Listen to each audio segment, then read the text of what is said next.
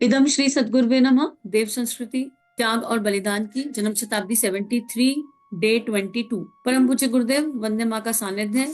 और परम पूज्य गुरुदेव ने बीते स्वाध्याय में हमारे अंदर दो दैवीय बच्चों का जन्म कराया। जन्म तो पहले ही से हुआ हुआ था, हमें एहसास कराया कि त्याग और बलिदान रूपी संतान हमारे भीतर रहती है। अब हमको क्या करना है? हमको इस त्याग और बलिदान रूपी जो हमारे अंदर दैवीय गुण है, इस गुण को दिशा देनी है। हम सबके पास वो गुण है, इसको दिशा देने के लिए एक अलर्टनेस की आवश्यकता है। और परम पूज्य गुरुदेव का संपूर्ण जीवन, वंदे माता जी का संपूर्ण जीवन वो अलर्टनेस सिखाता है। हमें बस ये देखना है चौकीदारी। अगर हमने अपने भावनाओं की और विचारणाओं की सही निष्पक्ष भाव से चौकीदारी शुरू कर दी, तो हम ऑटोमेटिकली त्याग और बलिदान की तरफ बढ़ जाएंगे। छोटे छोटे त्याग और बलिदान होते हैं। जैसे अगर देह की तरफ जाएंगे तो हेल्दी ईटिंग। हेल्दी ईटिंग जब करेंगे तो हमको कुछ ऐसा छोड़ना पड़ेगा जो हम बहुत चटकारे लेके खाते आए थे। तो ये त्याग ही तो हुआ। संयम, कोई भी संयम करने के लिए त्याग करना पड़ता है, क्योंकि असंयम का त्याग, हर संयम असंयम का त्याग कराता है। तो अब हमको क्या करना पड़ेगा? समय का संयम करना पड़ेगा।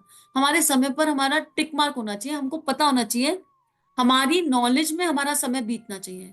ऐसा अब हमारे साथ नहीं होना चाहिए कि बहुत सारा समय बीत गया और समय बीतने के बाद हम कह रहे हैं अरे ये क्या हो गया, पता नहीं दिन कैसे खत्म हो गया। हाँ, और हमें यही नहीं पता हिसाब लगाने के बाद भी कि हमने किया क्या पिछले 3 घंटे। ऐसा नहीं होना चाहिए। It should be reverse. हमारे एक एक पल पर हमारी पूरी निगाह होनी चाहिए। समय को पकड़ना नहीं है, समय के साथ बहना है। पर अपने एक एक पल पर पूरी पैनी दृष्टि, वो कैसे होगी? जब भावनाओं पर पैनी दृष्टि होगी, जब विचारणाओं पर पैनी दृष्टि होगी। अगर उत्कृष्ट भावनाएं आ गई तो विचार अपने आप उत्कृष्ट हो जाते हैं। और जिसकी भाव और विचार उत्कृष्ट हो जाते हैं उसका एनर्जी लेवल अप हो जाता है। उसका उसका जो ऑरा है वो बहुत स्ट्रांग हो जाता है। उसकी संकल्प शक्ति बहुत स्ट्रांग हो जाती है। और वहीं से त्याग और बलिदान जीने लगता है इंसान। तो हमें समय संयम जीना जीना है, अर्थ संयम जीना है। अर्थ संयम मतलब लोभ की और लालच की एनर्जी से बचना है। नीड और ग्रीड के बीच का अंतर समझना है।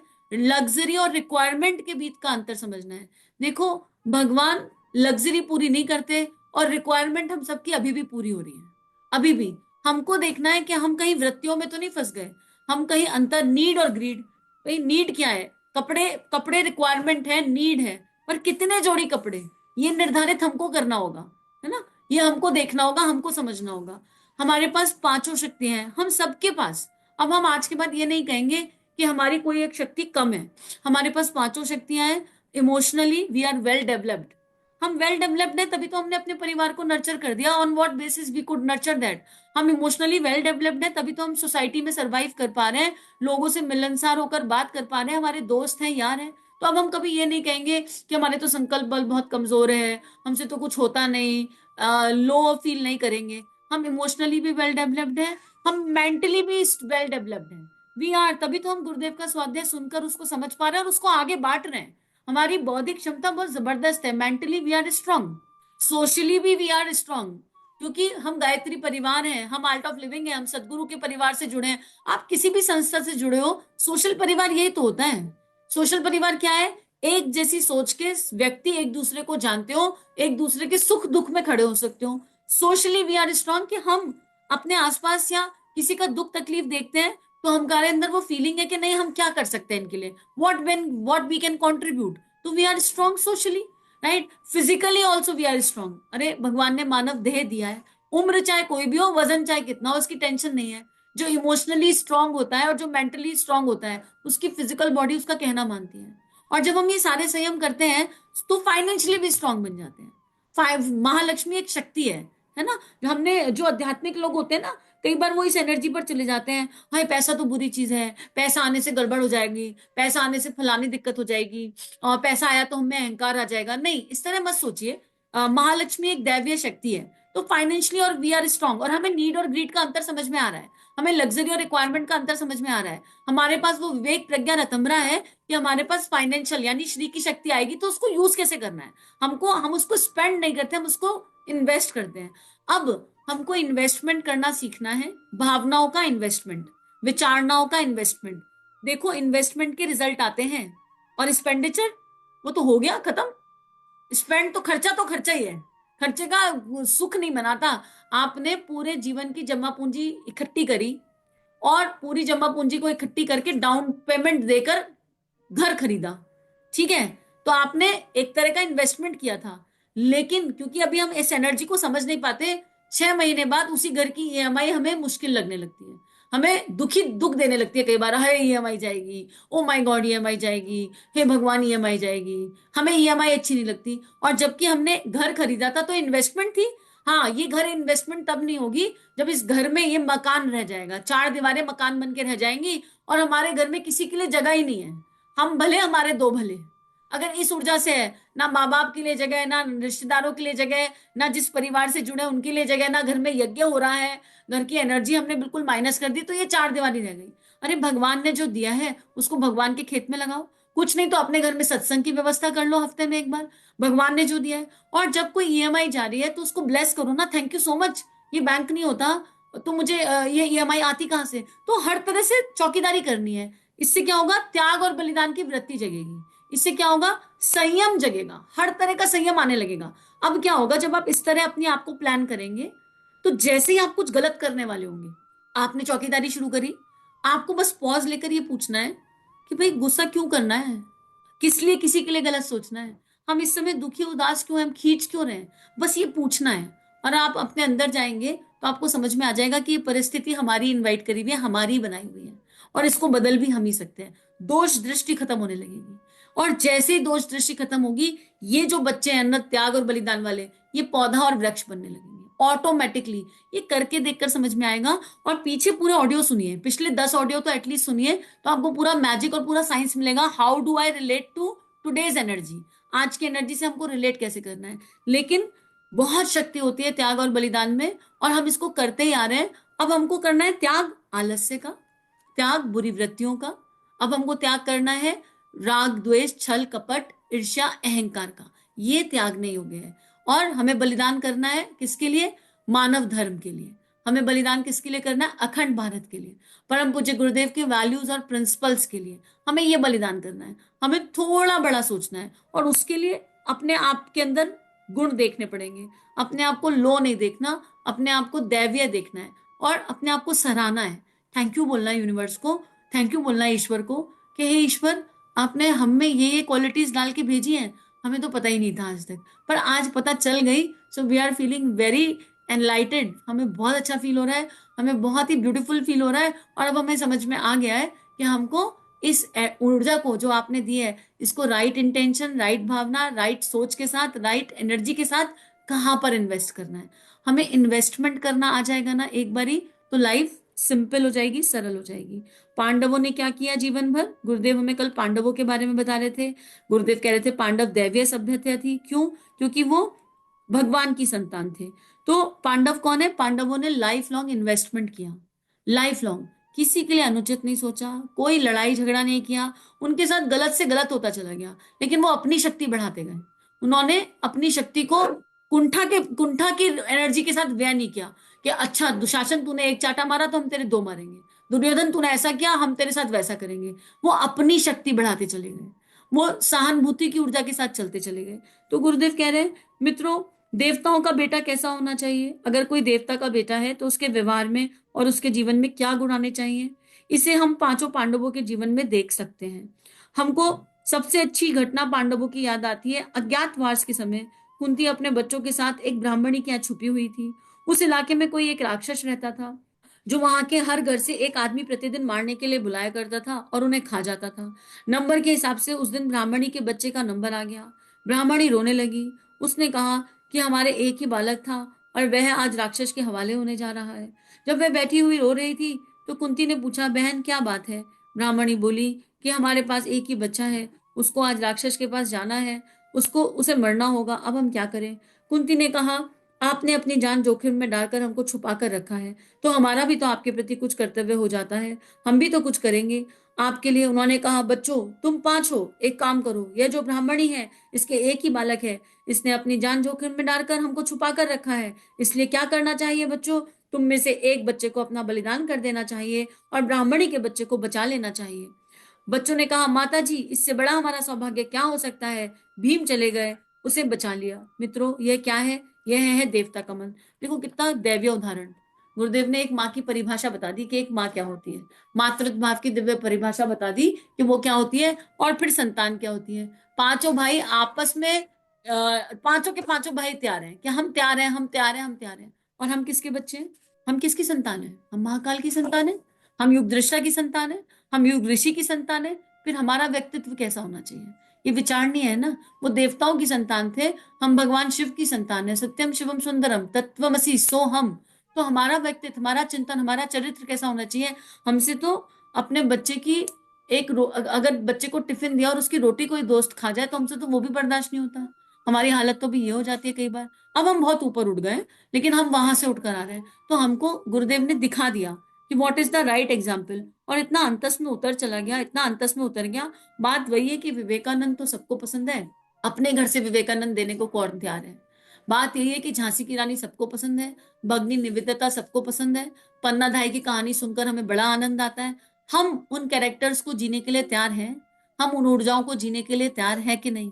वंदने माता जी, कितना समर्पण, कितना समर्पण। आप सोचिए, 16 साल की एज में आ गई माँ परम पूज्य गुरुदेव के साथ, और उन्होंने क्या किया? सबसे पहले पूरे परिवार को संभाला। जो बड़ी माँ से 3 संतान थी उनको संभाला। आप देखिए कितना दैवीय जीवन। खुद बच्ची, खुद बालक देह से उन्होंने सारा जीवन सिखाते ही चले आए गुरुदेव और माता जी हमें। तो अब हमको विचार करने की आवश्यकता है, हमारे कितनी संतान है। अपने आप को चलो हमने दे दिया, अब हमारी संतान अगर कल को ये कहने लगे हम जा रहे हैं गुरु कार्य के लिए, हम जेंटलमैन नहीं बनेंगे, हम नहीं बन रहे डॉक्टर, इंजीनियर, सिपाही, हम जा रहे हैं, कहाँ जा रहे हो? जीवन दान देने जा रहे हैं।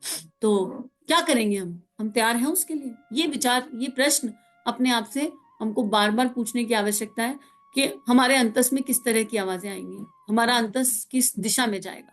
तो गुरुदेव यही कह रहे हैं कि मित्रों, क्या है मित्रों, देवता का मन देने वाला होता है, ये देवता का मन है। और देवता अपना सर्वस्व देने को तैयार हो जाता है, मरने को भी तैयार हो जाता है। जब जीवन में त्याग बलिदान करने के मौके आते हैं तो देवता बल्लियों उछलने लगता है, उत्साही हो जाता है, खुश हो जाता है। यह होता है देवताओं का दिल। और राक्षसों का दिल कैसा होता है मित्रों? राक्षसों का दिल होता है चोरी करने वाला, घटिया दिल, स्वार्थी दिल। जब त्याग का वक्त आता है तो वह थर थर कांपने लगता है। हर समय जिसकी नीयत यही रहती है कि मैं मंत्र जपूंगा, तंत्र जपूंगा, पूजा करूंगा, पैसा कमाऊंगा, यह औलाद पाऊंगा, धन कमाऊंगा, कामना ही कामना, कामना ही कामना जिसके अंदर भरी हुई है, वह कोई अध्यात्म नहीं। अगर हम गायत्री माँ के उपासक हैं, अगर हम परम पूज्य गुरुदेव की संतान हैं, तो अब तक हमें समझ में आ गया होगा कि इच्छा और डिजायर, हमें कामनाओं को भावनाओं में बदलना है। कामना काम से जन्मती है और भावना भाव से जन्मती है। हर कामना भावना में बदलकर ईश्वर को अर्पित समर्पित हो जाए। ना कोई आध्यात्मिक इच्छा, ना कोई संसारिक इच्छा। इच्छा मुक्त होना, जो इच्छा मुक्त हो गया, जो डिजायर मुक्त हो गया, उसके अंदर साहस आ गया। यहां पर ये नहीं कहा जा रहा कि आशा अपेक्षा मत रखिए, यहां पर ये नहीं कहा जा रहा कि ऊंचा मत उठिए, है ना। जो भी करेंगे अकर्ता भाव से करेंगे। आपकी प्रतिभा को आपको टॉप पर लेकर जाना है। इस पूरे ब्रह्मांड में आप टॉप पर होने चाहिए, लेकिन अपने लिए नहीं। समाज के खेत में उस प्रतिभा से जो भी आप अर्जित करें, चाहे आप नेम फेम अर्जित करें, चाहे आप फाइनेंस अर्जित करें, चाहे आप इमोशनली अपलिफ्ट हो जाएं, उस सबको भगवान के खेत में लगा देना है। और अगर आप ये कह रहे हैं भगवान का नाम लेकर कि नहीं, हमें तो अभी साधना करनी है, गुरुदेव 24 लाख के 24 अनुष्ठान करके गए, हमको भी 24 लाख के 24 अनुष्ठान करने हैं, तो फिर कहीं ना कहीं भूल कर रहे हैं हम। कुछ कुछ लोग ऐसा कहते हैं कि गुरुदेव बहुत ऊंचा जीवन जी के गए, उनके जैसा जीवन जी पाना असंभव है। देखिए, गुरुदेव को और ऐसे महान संतों को, ऐसे महान ऋषियों को अगर हमें देखना और जानना है तो हमको उनकी भावनाओं से जुड़ना होगा। गुरुदेव जो कर गए 24 साल के 24 अनुष्ठान, गुरुदेव हमसे ये आशा अपेक्षा नहीं करते कि हम 24 साल के 24 अनुष्ठान करें। गुरुदेव ने जिस ऊर्जा, जिस इंटेंशन, जिस भावना से जप किया, गुरुदेव चाहते हैं कि हम उस ऊर्जा, उस इंटेंशन, उस भावना से जुड़े। हमें उनके क्रियाकलापों को कॉपी पेस्ट नहीं करना है, नॉट एट ऑल। हम सबके पास अपने अपने गुण कर्म स्वभाव है महाकाल के दिए हुए। फिर अगर सारे के सारे ही 24 लाख के 24 अनुष्ठान कॉपी करने लग जाएंगे तो भगवान का काम कैसे होगा? दादा गुरुदेव ऊपर सिर पकड़ के बैठ जाएंगे, ये क्या हुआ, ये अपने गुरु को किस तरह फॉलो कर रहे हैं। हमें क्या करना है? कॉपी। गुरुदेव के भाव से हमारा भाव जुड़ना चाहिए, हमारा हृदय वंदनीय माता जी के हृदय से एक हो जाना चाहिए।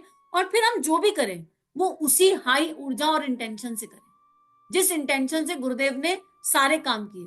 गुरुदेव मात्र जप करके उपासना करके नहीं गए। गुरुदेव ने 24 लाख के 24 अनुष्ठान किए, लेकिन उसके अलावा और बहुत काम किया और हमें वो शतसूत्रीय कार्यक्रम दे गए। हमको बस ये देखना है कि हमें क्या प्रतिभा दी गई है, क्या नेचुरल टैलेंट हमारे अंदर है, हमें क्या प्रतिभा दी गई है, और उस प्रतिभा को उस राइट ऊर्जा से अपने गुरु के हृदय से जुड़कर अपनी वंदनीय माँ को देह रूपी मंदिर में धारण कर कर उस ऊर्जा को हम कैसे समाज के खेत में बो सकते हैं। और बिना रिजल्ट देखे काम कर दिया, पूरे दिल से किया, शिद्दत से किया, गुरु चरणों में अर्पित समर्पित, आगे परिणाम क्या होगा ईश्वर जाने। पर हम कोई कॉम्प्रोमाइज ना करें, हम सारी शक्तियों को शिद्दत से लगाकर काम करें, हम टाल मटोल के साथ ना करें। ये गुरुदेव के जीवन से सीखना है। और अगर हम इस भाव से जुड़ जाएं कि हमें गुरुदेव की उस पल से जुड़ना है, उस भावना से जुड़ना है कि वो क्या है, कि वो रात रात भर रोते रहते थे अपने बच्चों के लिए, वो कौन सी एनर्जी है, वो कौन सी इंटेंशन है, वो कौन सा इमोशन है। अगर उससे 10% भी जुड़ गए तो मानव जीवन धन्य हो जाएगा।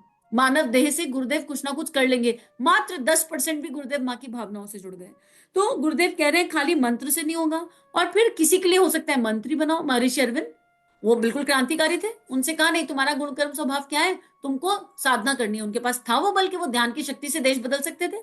शबरी, उनके पास था वो बल कि वो केवल वो कर्म योग के साथ भगवान को प्राप्त करके चली गई। तो हमें नहीं पता, इसलिए गुरु को समर्पित कर दो, गुरु आपको बता देगा। कॉपी पेस्ट मत करना।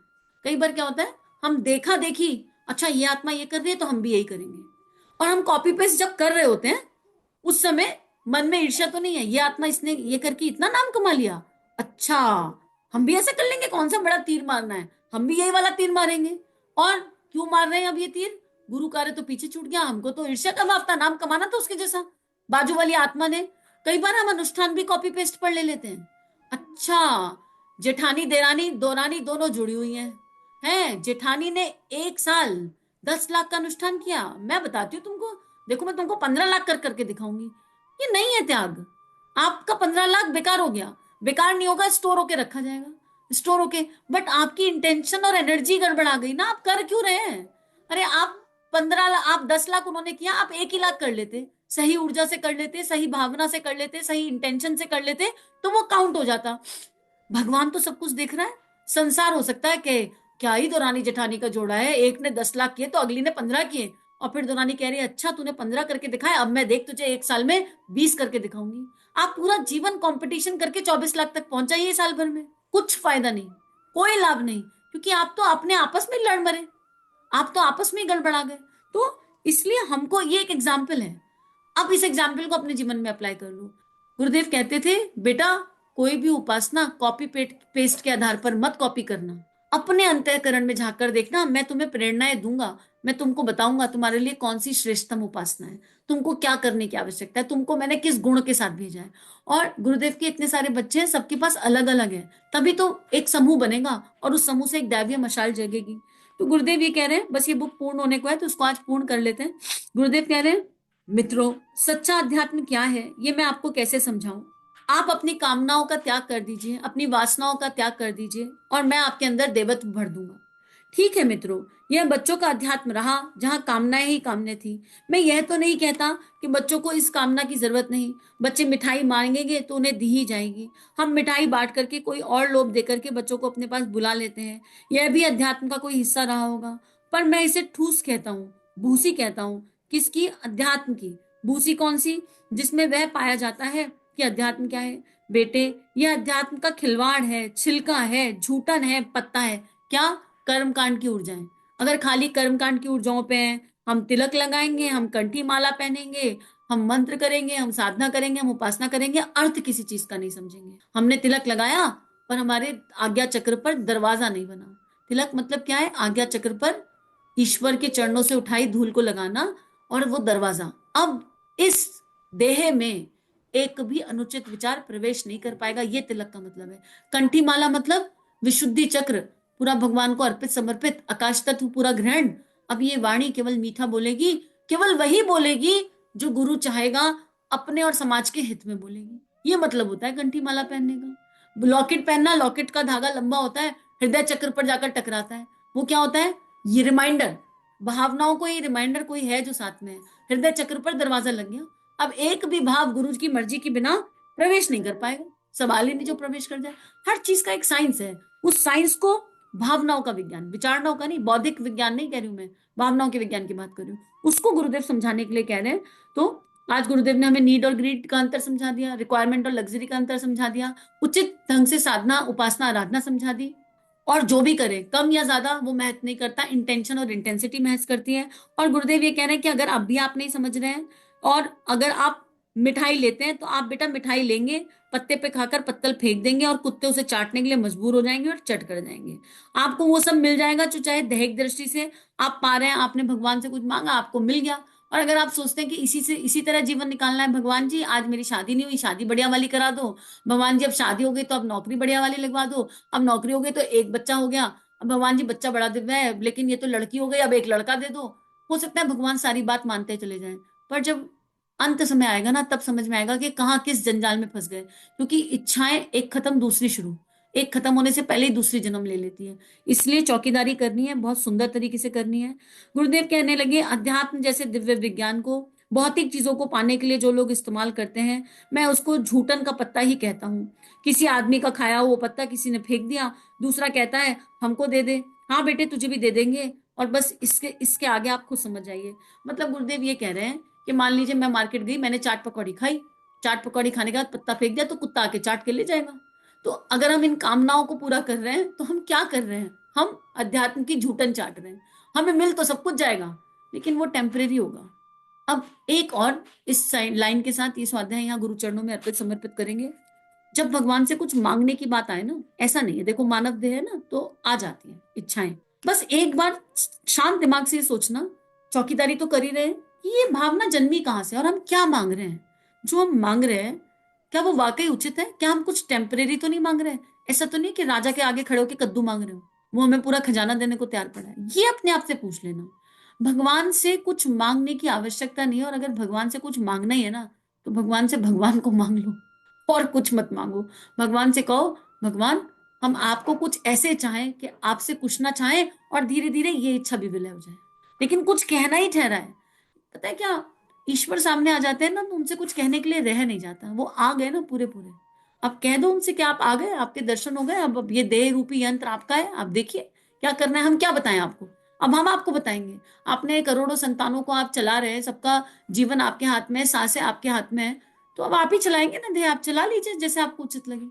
भगवान के दर्शन होने के बाद अगर हम भगवान को एक बड़ी सी लिस्ट पकड़ा दें, भगवान जी ये रही, तो भगवान को दर्शन ही क्यों देंगे? भगवान कहेंगे ये काम तो मेरे पहरेदार भी कर लेंगे, मैं तुम्हें किसी और को भेज देता हूँ, मेरे बहुत सारे पहरेदार हैं, है ना। जगत गुरु आदि गुरु क्यों नीचे आएंगे? छोटे छोटे छोटे छोटे जो भगवान के दूत हैं वो आ जाएंगे, वो ये इच्छाएं पूरी कर देंगे, है ना।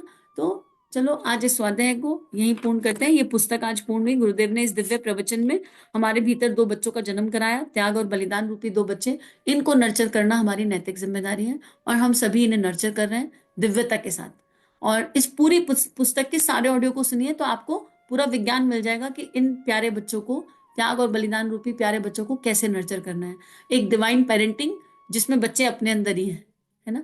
पेरेंटिंग के वो टिप्स मिल जाएंगे जिसमें हमें अपने चेतन मन को समझाना आ जाएगा, अब चेतन मन को समझाना आ जाएगा। आप सभी को बहुत बहुत आभार। इस दिव्य यात्रा को, इस दिव्य स्वाध्याय को विश्वव्यापी आप लोगों ने बना दिया, इसके लिए चरण स्पर्श, नमन वंदन, और समूह की उस शक्ति को जो मानसिक रूप से जप के साथ जुड़ी रहती है उसको भी नमन वंदन। इदम श्री सद्गुरु पे नमः, इदम श्री सद्गुरु पे नमः। चलिए समाज में कुछ अच्छा बांटे। अगर ये भावनाएं आपके अंतःकरण को स्पर्श कर रही हैं, आपको अच्छी लग रही हैं और आपके जीवन में परिवर्तन आ रहा है, तो इस परिवर्तन को विश्वव्यापी बनाते हैं। संतों की और ऋषियों की इस लेखनी को सब जगह फैलाते हैं। चैनल को लाइक कीजिए, सब्सक्राइब कीजिए और ज्यादा से ज्यादा साझा कीजिए। जय हिंद, जय भारत।